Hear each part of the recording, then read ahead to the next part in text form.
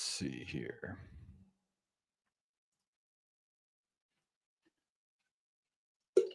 All right, we are live in YouTube.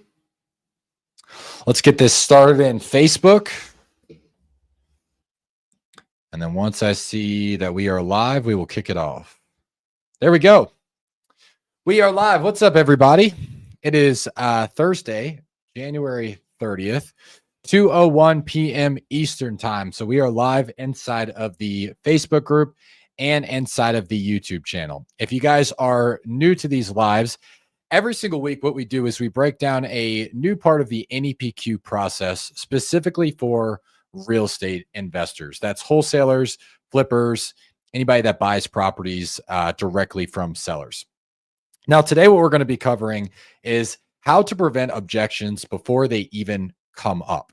Now, what a lot of people teach in the industry is just go through your sales process and then you handle objections. But how many more deals would you close? Or better yet, how much less stress would you have if you were able to overcome objections before they came up, if you were able to prevent them, right? So think about, instead of presenting an offer and then hearing, I need to think about it, I need to go talk to my partner, I need to go talk to my realtor, I need to talk to other companies, I need to do all of these different things.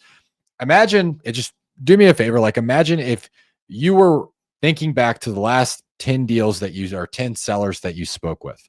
If none of them gave you any of those objections, how many more contracts would you lock up? It would probably be a lot. If you're not locking up at least 25 to 35% of all of the offers that you're making, you really need to pay attention here, because this is a game changer for being able to prevent objections and then locking up more contracts. So I'm going to go ahead and share my screen here, and we are going to jump into it. So if you're new to this channel or you're new to the Facebook group, so far we have covered the tonality, we've covered the connection phase, we've covered the situation phase, we've covered problem awareness. So once we get all of that, we've already uncovered the problem, the situation, we've broken down the resistance. So we're in our sales process at this point. From here, what we need to do is we need to figure out, what have they tried to do so far to solve this problem? Why hasn't that worked? Why are they looking at this as an option? And how can we figure out what the main thing that they are looking for in working with a company, or and working with someone to solve this problem, I should say. So we're going to jump right into it. So the way that this starts, after we've gotten really clear on what the problem actually is, we are going to ask what they've tried to do so far to solve the problem. And what that sounds like is this. So I guess, what have you tried to do so far? So that way you don't have to deal with tenants anymore, and you could finally invest in that better property. That might be a rental example. Let's say they're a homeowner, for example, and they are in a dangerous neighborhood. So I guess, what have you tried to do so far so you could sell this property, get out of the dangerous neighborhood, and move into that better one, right? So I want to ask that question with a curious tonality. So from there are four main objections that would come up if I didn't ask this question. It's going to come up at the end. So four main responses to that question that I see. Number one is, they have done nothing. Now, when you're new to this process, you might think that's a good thing. It's not. That means that they might have some sort of overwhelm or something that's preventing them from doing this in the first place. So I'm going to go over that first. I'm going to go over if the seller says nothing. So if the seller says nothing, the first thing I want to ask myself is, well, why haven't they done anything? Like, this has been a problem that's been going on for a while. So if they've done nothing, I might just ask them from there. So I guess, what have you, let me go there. Okay, cool. I've got my handle of my mouse now. So what do you feel like has prevented you from taking care of this in the past, though? Now, from here, the most common thing that I hear from sellers is some sort of overwhelm. Well, I've got all of this stuff. I've got all of XYZ. I've got all of these things that I have to take care of before I can sell the house, right? And so that's an overwhelm objection, right? There's something that stopped them from taking care of this. So what I like to ask them is a consequence question at that point. So what that sounds like, if they say, yeah, it's just, I've got all this stuff I need to take care of. Plus, like, I just don't know if I'm ready. I might just end up staying here. I'm really not sure. Well, staying here is definitely an option on the table. I guess out of curiosity, why look at doing something like this now? Okay, so then I'm going to ask again, why is it important to them? I'm taking them off of the price or all of the problems and going back to the result, the main reason why they want to move forward. So why look at doing something like this now? And they're going to say, well, the neighborhood's getting much worse. And, or let's say it's the tenants. The tenants are getting much worse. They're not paying. I really don't want to have to deal with this anymore. And then I might ask another consequence question. So, and what happens if we keep pushing this off though, like another 2, 3, maybe 4 months goes by and we're still in the same position that we're in now? What happens at that point? I'm like, no, I can't let that happen. Okay, so it sounds like it's time to make a change. Then I'll close the loop. So it's really important for all of these objection preventions is we need to close that loop so it doesn't come up again later. And for this one, if they haven't done anything so far, closing the loop might just sound like it sounds like it's time to make a change. They say, yes, it's time to make a change. You've closed that loop. Okay, so that's a less common one. The next one that I want to go into, let me back out here, is going to be I'm talking to a realtor. Okay, this one is fairly common. And I don't know what happened to my Miro board. It got all messed up, but we're going to fix it right now. There we go. So what have you tried to do so far so that way you could like move into that nicer neighborhood, right? That might be the question that we open it up with. They're going to say, I'm talking to a real estate agent. I'm considering listing it. So then I want to ask, I don't want to say, well, how are you going to do that if all the repairs and you can't do that, you can't list it on the market. If I do that, I'm going to lower my status. I want to increase my status. So I'm going to say, yeah, that's a fairly decent option. And quite frankly, it could be the best option for you. I guess what's the main reason you're looking at this as an option versus, I don't know, taking a gamble and listing it on the market, right? So I don't want to bash realtors. I don't want to do any of that. I want to say that could be a fairly decent option for you, or yeah, that's a fairly decent option. Now, what I don't want to do as well is I don't want to say that's an awesome option. That's the best option ever, right? And I don't want to say that's a terrible option, right? Because either one of those, if I say it's an awesome option, it's going to bring them towards that result. Say it's a terrible option, I immediately lose all my trust. So I want to say that's a fairly decent option. It could be the best option for you. I guess what's the main reason you might be looking into this as an option versus, I don't know, like just taking a gamble and listing it on the market? Okay, so once I do that, now I'm going to get the main reason that they want to work with an investor. They want to work with me. Okay, so then they might say, well, it's really just the time frame. Okay, and just so I can understand, like, why is the time frame so important to you? I really need to get out there in the next 30 days. And if I list it with a realtor, I'm not going to be able to do that. Now I close the loop. Okay. Well, that makes sense why that route wouldn't work.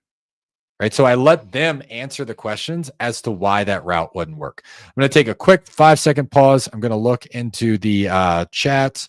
Okay. No questions. If you guys have any questions at any time, I'm going to be going back and forth from YouTube and Facebook. I know last time I went like 20 minutes without looking at questions. I'm going to do a better job of answering questions. So if you guys have questions, go ahead and drop those in the chat. Otherwise, we will continue. So the second one was the realtor objection. The third one we're going to go over is the other company objection. So how many of you guys get other company objection, right? Probably all of you.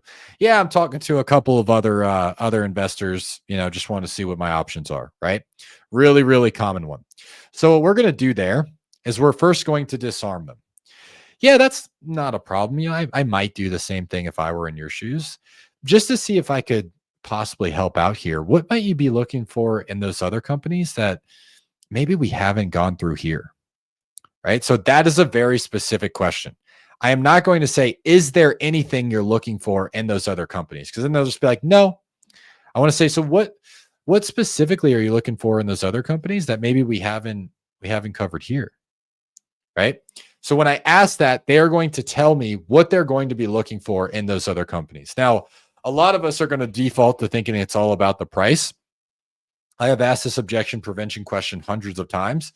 And although oftentimes it does become about the price, I've also heard somebody that can take care of my stuff, somebody that can do it quicker, somebody that's more credible, right? All of those things are really helpful to know. So we need to let them answer the question. So let's say, for example, they do say more money, right?